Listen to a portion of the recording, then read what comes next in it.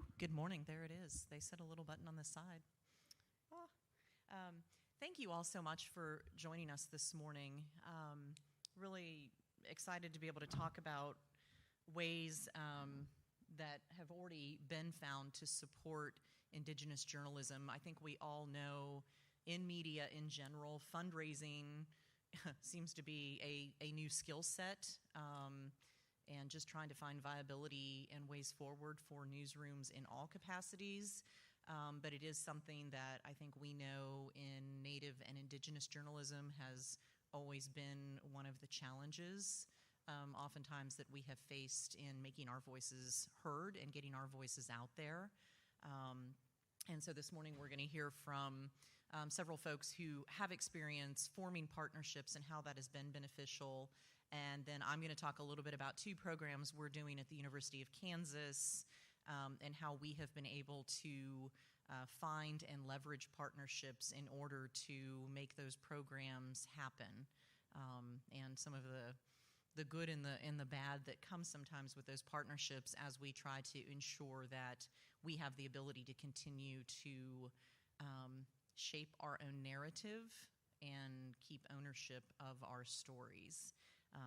I'm Alyssa Greene-Blye. I am a professor in the School of Journalism and Mass Communications at the University of Kansas, heading into my fourth year there.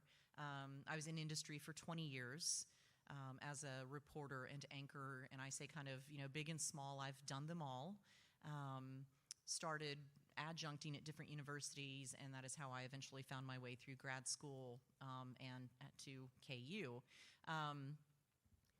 And I'll talk a bit more about my process there when I talk. I do want to get to our other speakers, knowing that we have just about an hour together. Alyssa Noriega is a student at Haskell Indian Nations University, and the reason she is joining us this morning is she is one of the anchors for Good Morning Indian Country, which is one of the projects we'll be talking about today. And she's really going to be able to share how this work has informed, some of her decisions about her plans for the future, and we'll have some fun stories about what it took to get her to NAJA this year. But she got here, and that's what counts. We're going to hear from Mark Trahant, who is editor-at-large at ICT, and how partnerships have been helpful in his media organization, and then Rhonda LeValdo, who is the Interim Vice President of Academics at Haskell, also talking about those partnerships. And so with that, I'm going to go ahead and let Mark share some of his thoughts about how these partnerships, how they come about and how they're beneficial. Good morning, and thank you for being here.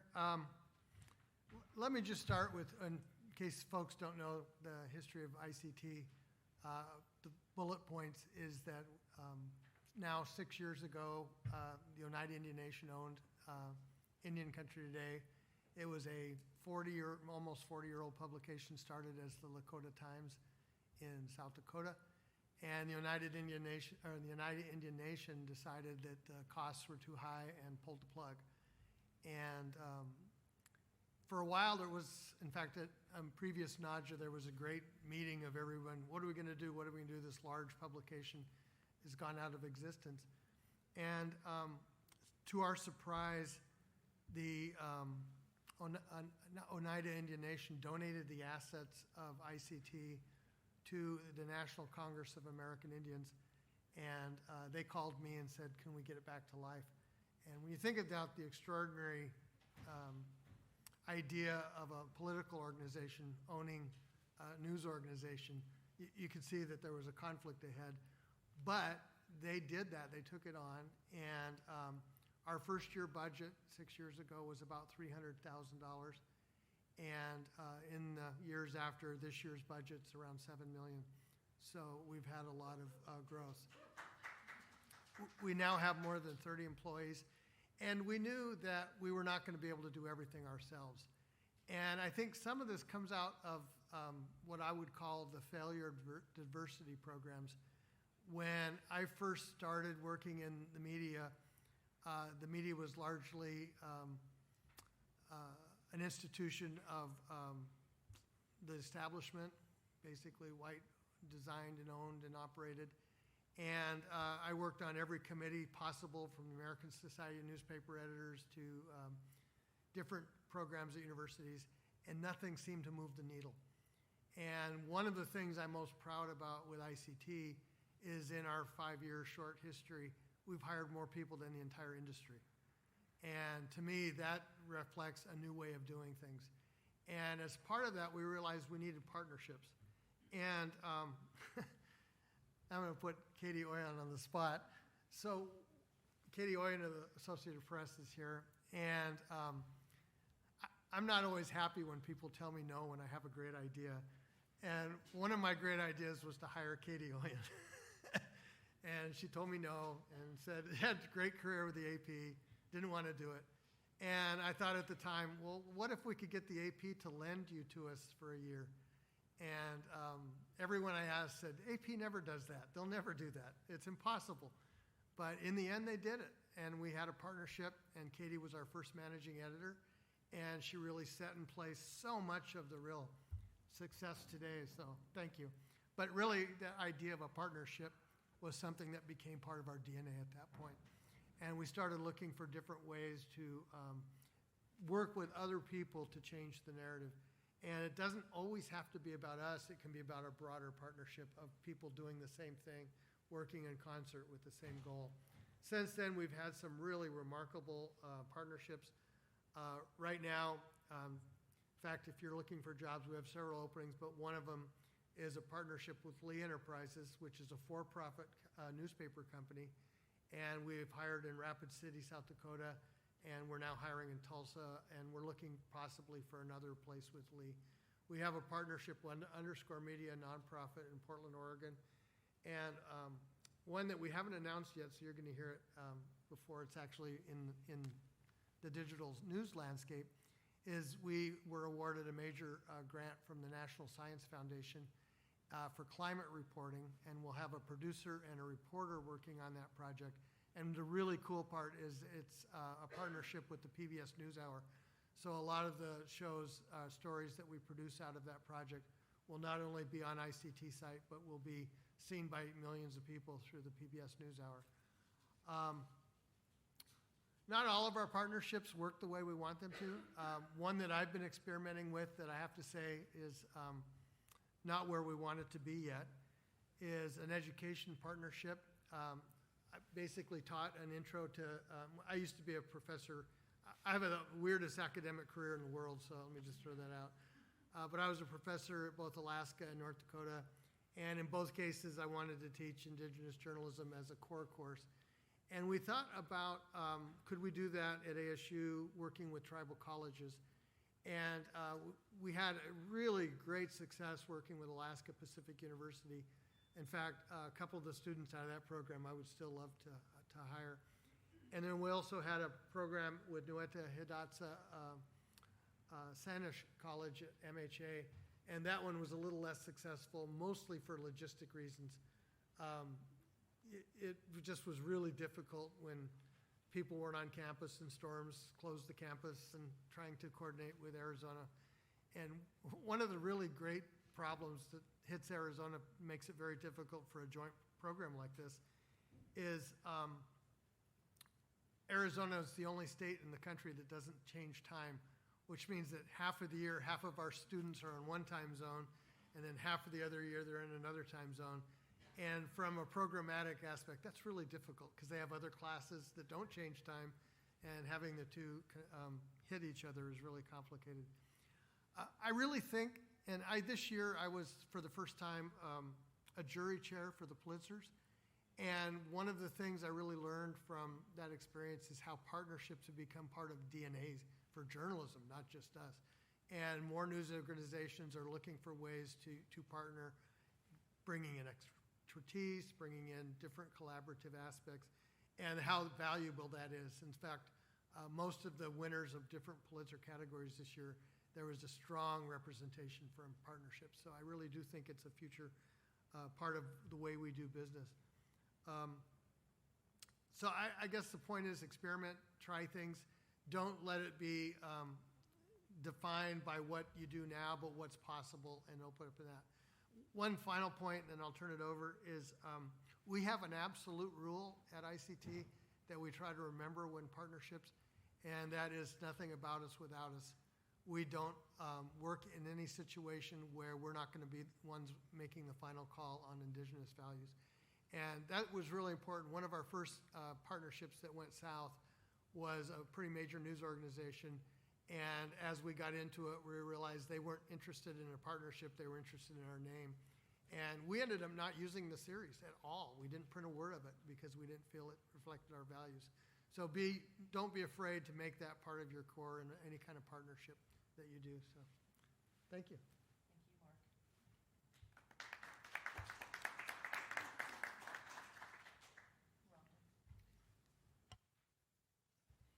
Hello, so I'm Rhonda LeValdo. I'm Interim Vice President of Academics at Haskell Indian Nations University.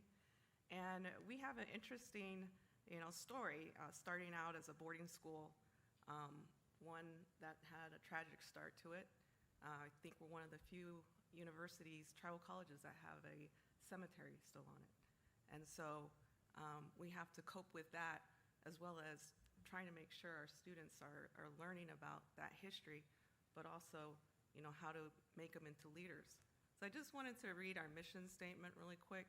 The mission of Haskell Indian Nations University is to build the leadership capacity of our students by serving as the leading institution of academic excellence, cultural and intellectual prominence, and holistic education that addresses the needs of Indigenous communities.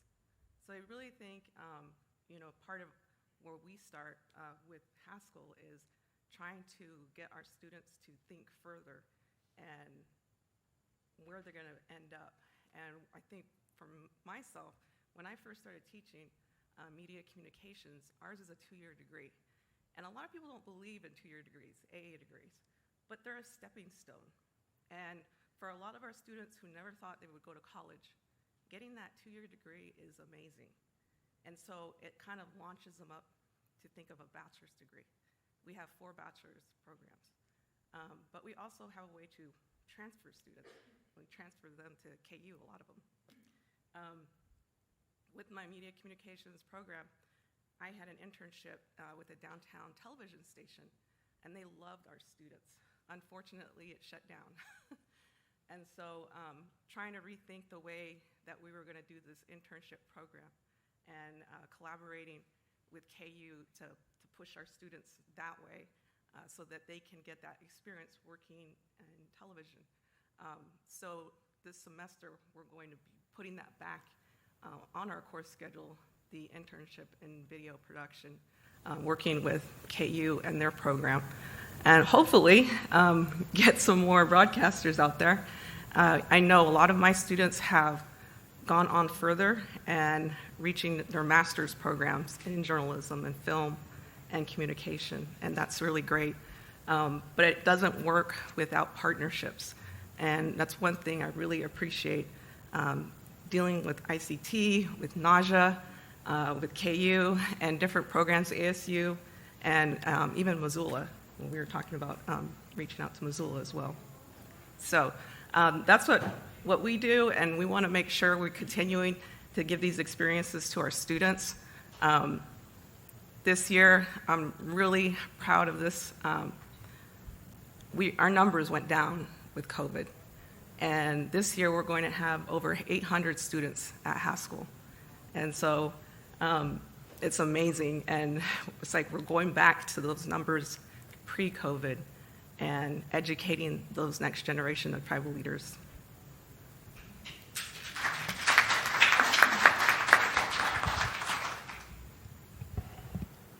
And so talking a little bit specifically about some of the work we're doing at KU, we've been fortunate to find success in partnerships of all different kinds. And I just hope that by sharing what we're doing and how that has transpired, maybe it offers food for thought for some of you out there who are thinking of starting programs or already have programs, and we're constantly looking for that next way to stay viable and sustainable. My history as a journalist and segueing into becoming a Native scholar looking at Native representation in media, really was informed by my own nation. I did not start out with the idea of doing historical research in media, but I started looking for my own nation's history. I knew what I had been taught growing up. I knew what I had learned as I moved away from my home community, and I was getting different stories from within, and I was also hearing different stories from without, and I started to wonder what was our truth. Unfortunately, what I found is we were missing significantly in the historical press. And when I did find representations about my people, they were terribly stereotyped, erroneous, and I don't even know if I can say very rarely, I would say almost always were erroneous and with an agenda. So then using our people and our stories to further nationalist narratives or to support this need for a public memory that made sense. So when I found out I was going to be at KU, I was very passionate about carving out what I called space for Native media in that geography. I'm Miami Tribe, Oklahoma. I grew up in Indiana-Miami territory. I felt like my people get overlooked, this geography gets overlooked. And so at first I thought, well, what can I be doing to launch some form of Native media? And the more I learned about the work that was already happening, I thought there's not value in me trying to duplicate what's already being done. But then I sat in on one of the NAJA events during the pandemic when we were all on Zoom, and I heard 3 of our long-established members talking about this need to raise the next generation, and that's when it clicked. I can do that, right? I have students. I'm new to Lawrence. I knew Haskell was there. I remember when I interviewed, they talked about wanting to have a better relationship there, that it had been difficult. I think maybe arguably that's because the effort was not made in the right way or was not made hard enough. So I had this vision for a workshop for Indigenous high school students, a summer workshop. And I thought, this is going to take 5 years to get off the ground easy. And I found out at KU, it was the right timing. They wanted to support these initiatives. We launched that next summer. So summer of 2022, we had our first KU Native Storytelling Workshop. And I realize now I need to click over to the website. Let me see if I can do that. From this computer.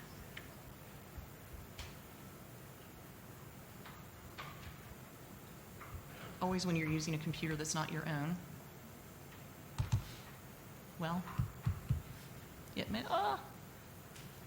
no internet. Sorry, everybody. Well, that's fine. That's going to be just fine. We're going to get out of that, maybe.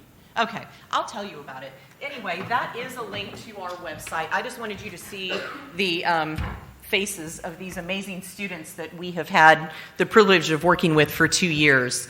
The first thing we knew we needed to do was build relationships. So we knew that if we were going to do a Native story, and we chose storytelling instead of journalism by design, because we just wanted these students to come and learn about media and telling their own stories, we knew we needed to be able to say Haskell was a part of this. Because to bring those students to Lawrence and talk about what KU can do without also telling them about opportunities there would be wrong, we felt.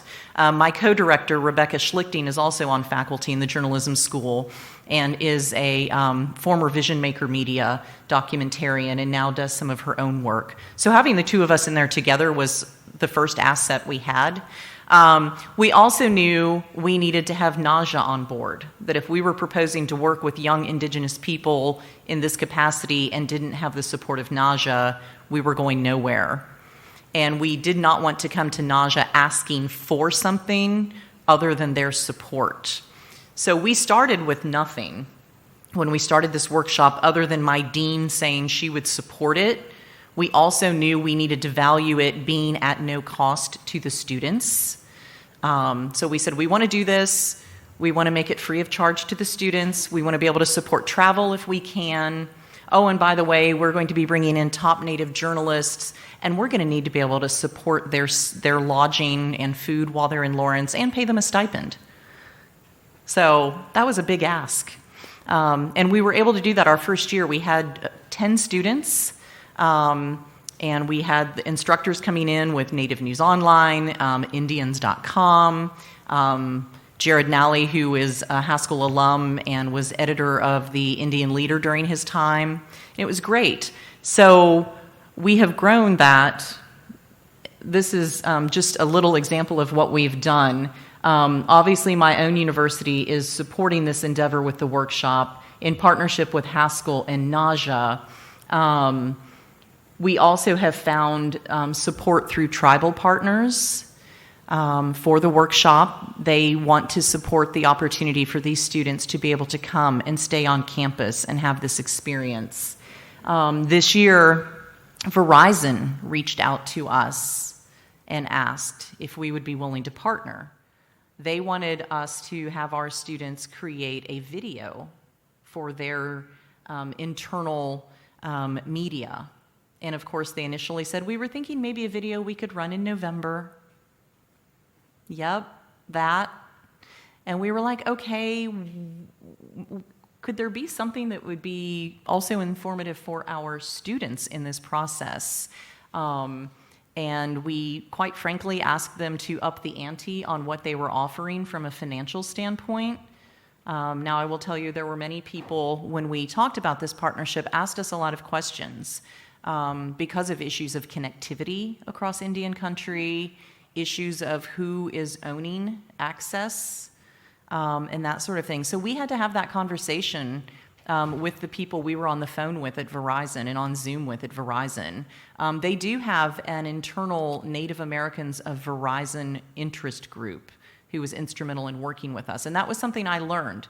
You know, so in talking about this morning is this idea that when these big companies come, and Mark has talked a little bit about partnerships that work and don't work, and that ability to maintain ownership, we were very mindful and intentional in our conversations with them, not just to be, because of course, our administration was like, that's amazing, you have this national level company looking at you. And I was like, yeah, we've had that before, and it doesn't always work out so well. So we were very intentional in managing that relationship. And so that's my first bit of advice. We are still in process of compiling the final video, but Verizon will show that internally. And our students fully created it in the studio, and they were talking about what home means and their connection to home, and able to tell their own stories. And that was the thing we asked for, was we will control the production, we will control the editing of the finished product, because they initially said they could do it in-house. And we were like, nope, we're good. We'll send it to you. And we said, and if you ask for any changes, we will handle those changes. We did not want it to go in-house and become something different other than what we intended it to be when we sent it to them. In turn, what that partnership got for our students after we navigated some of those difficult conversations was financial support for the workshop. Verizon very generously, some of our kids were showing up with, plastic grocery bags to carry their stuff around campus, and we just happened to share that story. They sent us boxes of really nice backpacks for our kids, lots of Verizon, you can imagine Verizon notebooks and things. And they also were willing to, if we had accessibility issues, they were attempting to offer hotspots if we needed them. Fortunately, being in the journalism school, we were good on that end. So it turned out to be a fairly productive endeavor once we had those conversations up front. And in fact, they now have already said next year they want to also figure out how they can continue to support this endeavor. So that's pretty powerful. And that's not a company I would have ever dreamed of approaching to ask about this. So the next thing we're working on there is Good Morning Indian Country. And that is just one picture. The others would not download earlier this morning. But Good Morning Indian Country, I had gone to my associate dean and I said, hey, would you, give me permission to sort of explore this idea of partnering with Haskell to do a student-led Native news and information show? I'm like, I run KUJH News and we're telling stories, why not this? And he was like, sure. That very afternoon, I got a reach out from somebody that I had reached out to a year before. And he was like, hey, I'm working with the Lawrence Arts Center and we just got this NEA grant to do a show. Would you be willing to kind of help with that? We think we're gonna have students be interns. And I was like, ooh, this saves me a lot of work. Let's do it. And that's how Good Morning Indian Country came about. So we started in the Lawrence Arts Center on a stage with nothing. And we had more of a host situation. And they wrote the grant for a 90-minute show with no idea of how they were going to create content. And I was like, I really wish I had been a part of this a little earlier. Wow. And the students were really just acting as production interns. The audience very quickly let us know they wanted more and they wanted news. The vision of the show as it started was sort of like during COVID, we're all on Zoom, kind of like morning res radio, right? You remember the guy on top of the van in smoke signals? That was kind of our early vibe. And our audience was like, we can do more and we want more. And I was like, well, I have this studio. What if we just moved it on over there? And what if the students became our anchors and producers? And the Arts Center was like, that works. That's really great. And so in the fall of 22, we moved over to the studios in the journalism school, and through the grant, took these intern positions and made them paid anchors, producers, reporters in some cases. And so then KU students also got to be involved in this. All of these positions are paid. So Good Morning Indian Country, starting with the Arts Center, who had this NEA grant, which I will be honest, the NEA grant is huge. I don't know that I would have ever gotten that on my own without the partnership with the Arts Center. But the Arts Center absolutely turned that funding over and said, what do we need to be doing with this? What do you need this to be? They were absolutely the best partner at wanting this to be Indigenous-led and perspective. So that was fantastic. In December of 22 is when the NEA grant ended. And we didn't know what was coming. We had no other source of funding. The Arts Center had kind of alluded to wanting to still be a partner, which they were talking about money. But then at our big celebration luncheon, they were like, hey, we still want to partner, but we don't have any money. And I was like, that's not such a celebration for me, because I have a news team that wants to keep doing this, and it's not fair to ask those students to come over to our campus for nothing, right? My dean, so committed to this project, she underwrote the cost of that show for the spring semester this past semester. She gave me 8 paid positions, and there was a 9th position for our technical director that was already being paid through the journalism school. It's not a ton of money, Alyssa can tell you, but it was a start. And I kind of told the team, what did I say? This is the lean season. Yeah. They heard me say that a lot. And I said, if you all can just hang with me through this, we'll figure this out. And in that time, I started looking for anything and everything I could get to find funding. We partnered for content initially with Native News Online. I was like, we need content. Native News Online very generously was like, whatever you need. And we still had to fill 90 minutes at first.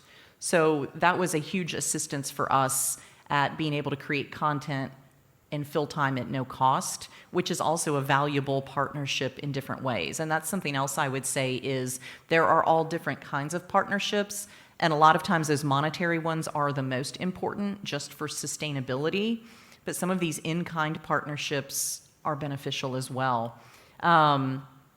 I saw this grant from the Center for Community News, and I would encourage anybody in here who is in a position of seeking funding to look at that they are out of the University of Vermont. They gave us a $1,000 grant, and one of their missions is helping outlets that are trying to fill news deserts, either reviving local news in communities that have lost their newspaper, etc. But they also looked at the work I was doing, and I made the argument that by teaching these students about media and journalism and positioning them to go work in newsrooms, either in native media or not, I'm filling a desert which is not enough native journalists in this country. And they were like, I like that. And so $1,000 support right there through the Center for Community News. And I do feel like one opportunity often makes it easier to get the next opportunity, just kind of like that first job in media makes it easier. I'm thrilled to announce that this year we were on the radar for Scripps Howard in the Scripps Howard Fund, and they just gave us $16,000 for Good Morning Indian Country. And I will be honest and tell you all that I have the advantage of having a relationship with KU Endowment, so they do some of the labor on that grant writing and things. They wanted that money for the workshop, and I don't know how and what all transpired. It was sort of like, oh, and we also do Good Morning Indian Country. And Scripps came back and they were like, yep, $16,000 for GMIC. They didn't give the workshop anything. And that's a weird feeling for me. I'm like, yay! And, you know, and with my colleagues, that was a little touchy. But the point of that is that gives me viability for at least 3 semesters moving forward, to know that I can pay the news team and cover their parking. They have to pay for parking, just like anybody on a university campus, so that we can start working on other things like Alyssa's going to talk to you a little bit, but you know, getting them out in the field to do field reporting and things like that, and really working on professional development opportunities, which is important. So those are just some of the partnerships we have found success with, but in order to do any of this, it was the relationship partnerships that had to happen first, NAJA and Haskell. Without those, I think none of the rest would have happened as quickly and as, I don't want to say easily, but as it has happened. And so things I would like to say is just not being afraid of the small bites. $1,000 here, $1,000 there makes a world of difference. And sort of doing that kind of repetition, I think, helps us get on the radar of some of these larger opportunities that are out there. Small bites we're going to try this fall is we're going to have a link on the GMIC Facebook and also for the workshop, and we're going to itemize, and we're going to say, okay, maybe you're not in a position to make a $5,000 donation, but if you make a $100 donation, that pays for 3 students' meals at the workshop that week. If you can make a $50 donation, that covers parking for the Good Morning Indian Country news team for the semester. And start really breaking out the costs that we encounter in doing our work. I don't know, Mark, if you all have tried anything like that, quite itemized. But really showing people that even if you're just an individual and you're not a Scripps Howard, there are ways to support Indigenous journalism in very tangible ways. The cost of printing T-shirts for the students, any of that. So that's a new approach we're going to take this fall. And I'm going to let Alyssa talk to you for a few minutes about it because, and I'm going to slide. One of the challenges I also found in this is that partnership with Verizon came because we had an alum who knew someone at Verizon. We were able to start a Native American journalism fund at KU because of the workshop and because of Good Morning Indian Country. Yay! And we're really excited because Good Morning Indian Country is now getting some recognition for the work we're doing. So we really wanted Alyssa to be able to get to NAJA this year to be a part of that celebration. And I'm like, well, great, because we have this fund. And I was like, so Alyssa, do you want to tell them a little bit about what you did to get here? Hi, guys. So I didn't really even know about NAJA until the Native Storytelling Workshop. I was working with Good Morning Indian Country, and Melissa asked me if I wanted to do the summer camp. And I was kind of like an instructor, but was more of like an assistant to help the co-directors. And I had a blast learning with these kids and learning about different types of journal outlets. And then, so I met Sheena.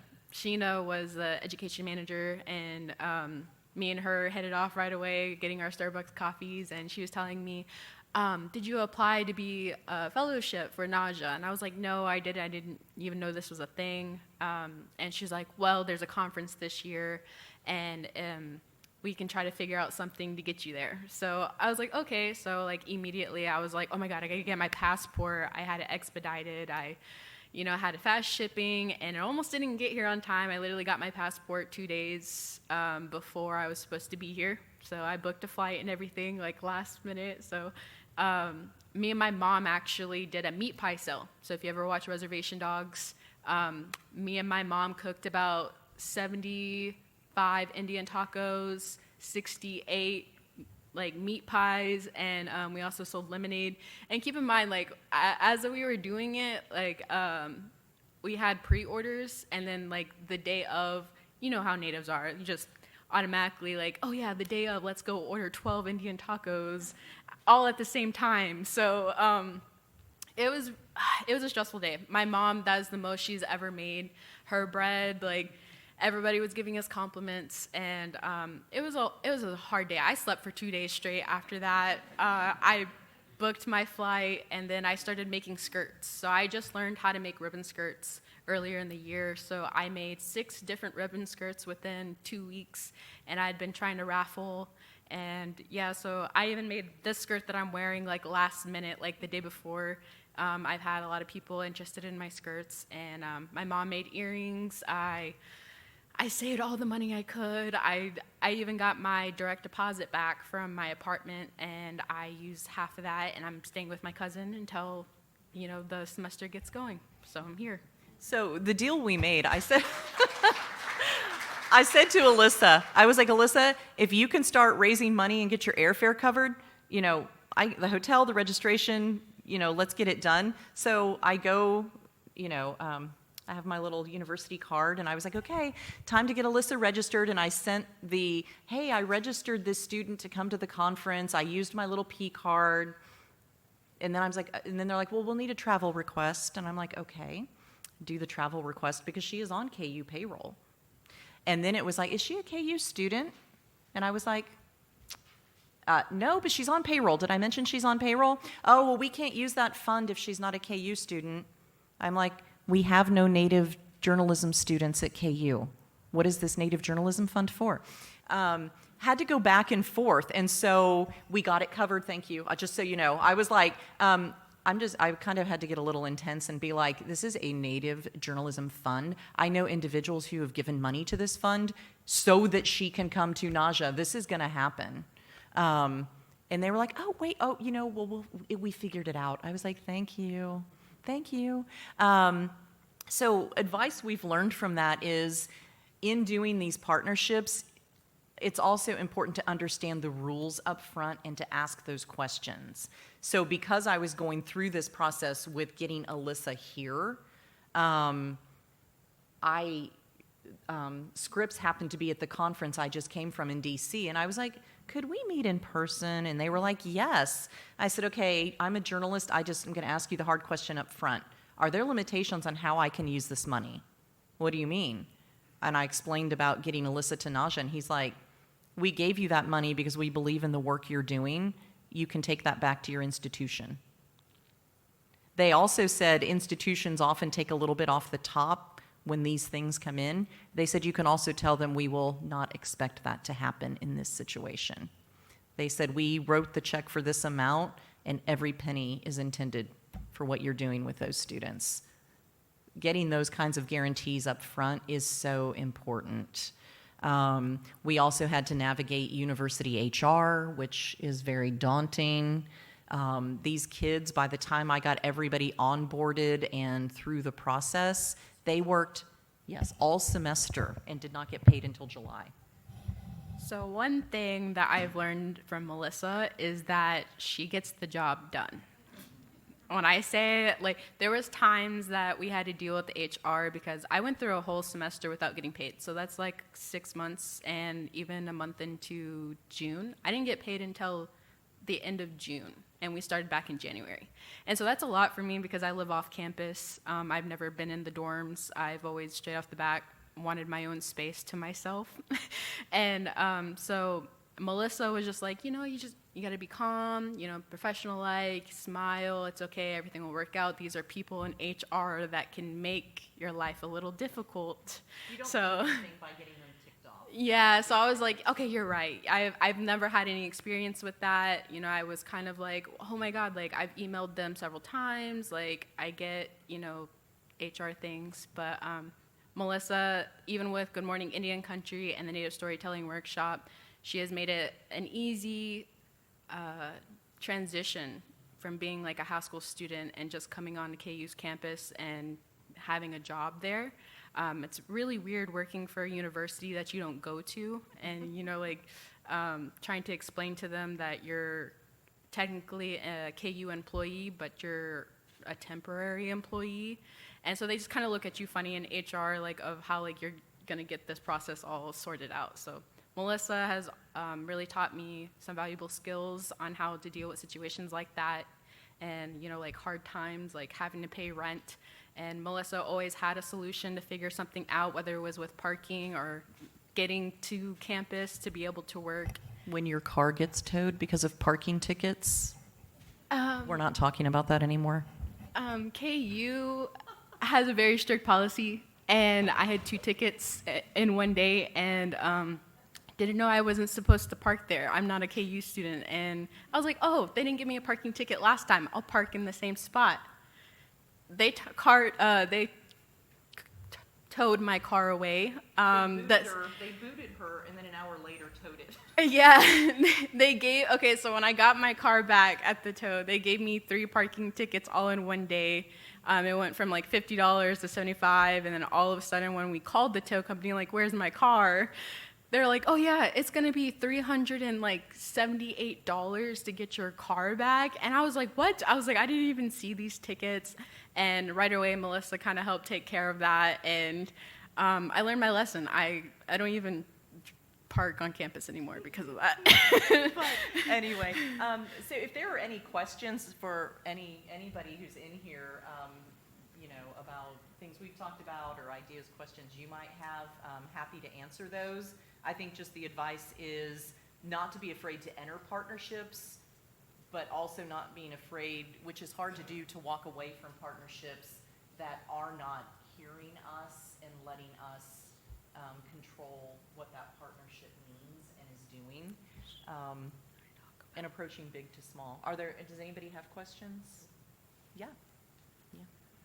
Hi, thanks for your presentations. And I was wondering, so I work for a Native Health Board, and we aren't a media property or a media company, but we have like a media communications department. And we would love to expand and do more projects if we, had some resources to do it. Some of the stuff in healthcare is kind of just is what it is, like storytelling wise. I was just wondering, do the funders or the supporters, do they typically want something out of the partnership in terms of, what you're doing? Like, what is the trade-off for them? Like, what are their expectations usually? Sure. Do you want to speak to that, Mark? Sure. Well, we make it really clear. Oh, thank you. We really make it clear that they can't have any expectations other than funding a project and getting their name on stuff. Right now, for example, the project I've been working on is on indigenous economics, and it's funded by a foundation, and they basically read it the way everybody else does, and the stories we follow. So I think that's really important to set those expectations. And when the fundraising came up, one other aspect that I wanted to mention is, even though it's not the most money, I think our most important fundraising initiative is individual donations. And when we first started, well, just 2 years ago, I budgeted $300,000 for individual donations, and we ended the year at $430,000. And what was really extraordinary about that is the average gift was $33. And even more extraordinary is you get money orders in from Pine Ridge or somewhere. So somebody stood in line to send you a few dollars. And to me, that represents far more than the $1 million grants, because you can go to the foundations and say, this is really a connection with a community that is really powerful. And so I would really think small donors are very, very important to the whole mix. And I would think if you're doing something healthcare related, that opens up opportunities that would not work for media per se, but like with NIH and some of those others that are offering, typically who offer research money, but are also looking for ways to tell those stories. So I would not hesitate to look towards some of those outlets and go to them and say, we're interested in doing this. Do you have an avenue? And they might rethink. They might say, well, we didn't think about proposing it that way. But then they might open a door or point you. I've had so many people point me other ways. That doesn't quite fit here, but have you gone here? And also the Institute for Nonprofit News is also something that you should be looking up if you haven't already. Any other? One more thing to that. When the whole healthcare forum was going on in the States, I had a fellowship from Kaiser Family Foundation, and fellowships are another good way to work with healthcare reporting. And it allowed me to spend all of my time thinking about what I was going to write rather than worrying about how to pay for it. So. Mark, I was really intrigued when you said that you have these partnerships, but in the end, you're going to be the arbiters of what goes out because you want to protect Indigenous values. And I'm interested in if each of you can kind of talk about what those Indigenous values are and how Indigenous journalism is different than mainstream journalism. Where to begin? Here we are in 2023, and there's still not a single Native in the network voice on television. So you can start with that. You can look at, I'm amazed at how many times I'll read, let's say, a boarding school story in the New York Times without a single Native American voice from the school. And I think that's a start, is to make sure that there are voices in the story and that it tells the truth in that regard in representing a distinct point of view. To have that go through any copy desk and someone not say, this is a major hole in the story, stop it, is just mind-boggling at this point. So that would be a big one for me. Rhonda, do you have thoughts? Yeah, I know, like for us at Haskell, we're always very tentative when it comes to partnerships to make sure they're not going to misuse our representation of Haskell. And we've had to stop a few who have tried to do that. And so, just being wary of what the intentions are for any partnership. What we're doing with Melissa has been very helpful, because bringing in these high school students, it's also a pipeline that they can come to Haskell as well, which a few of them have. And so that's beneficial to us. But I think there's a lot of times that, somebody wants to do a story about Haskell but not include certain things that we want. And so we have to, we kind of have to stop that. An example would be like, this is really terrible. We've had ghost hunters that want to come and do shows on our campus. And that's not right. We've had to have our students go camp out by the cemetery so they can stop people from going there on Halloween.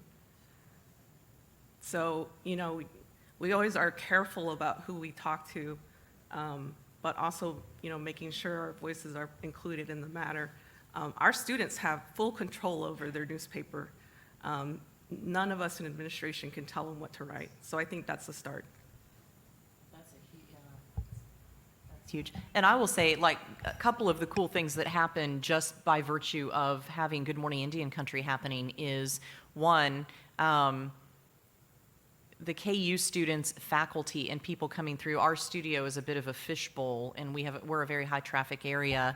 They get to see these students doing the work, and Cole is on set with his braids and ribbon skirts, and Alex and his hat. And I don't tell them, oh, this is professional news anchor. We are professional media people doing it our way. And that's huge because then my students see it, and it's a great, yes. Okay, I just wanted to mention too, from Yakima, Washington, and I have a coworker. He jumped ship from us, he was my boss, he used to be a DJ, now he works for the paper. And just a couple of years ago, he started getting into making videos. Yeah. So what he thought he wanted to do to get summer youth workers, he'd get 2 or 3 of them, and in collaboration with the tribal library, they started a media club, making videos, and they produced and made their own videos. And at first, it was kind of slow, nobody wanted to do it, because they were kind of shy to be on TV. And I mentioned about the buddy here, Darren. So watch FNX, you'll see him on there with his camera and his crew. He's going all over the place, talking to everybody, and you get to go around and meet up new different people. So this last year, they had, I think, 7 students. They made a documentary about making music. That's what my coworker does. He's a native recording artist. And just last week, they had a showing of all, I think they had 5 videos that students made. And hearing what you're saying, what you guys do over at KU and Haskell, I can report back to him, and he can tell the students, you guys really want to learn or be in journalism, or print or video, go to Haskell and get into what they're doing, what you guys are doing now. I hope. I mean, that's the idea, I hope, of what we're doing in that work at KU is building that pipeline and offering a way forward.